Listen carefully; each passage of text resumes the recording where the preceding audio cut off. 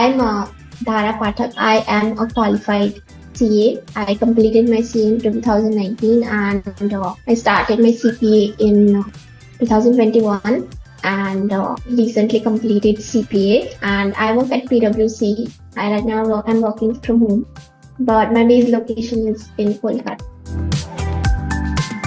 It's a funny story actually. I was just watching a video, like a YouTube video, and I came to know that I knew about CPA because I work in a US department.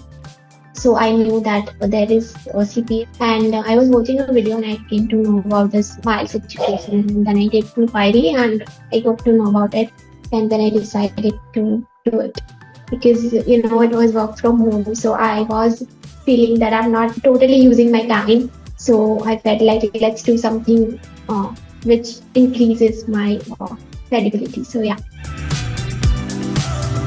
Mnemonics, which he gives, I think that was very much helpful, and that reminded, like in exam hall as well, like this is from this reference only, and it was so helpful. And not just that, the concept, because he taught us in a way that concepts became so clear. So yeah, it was so great.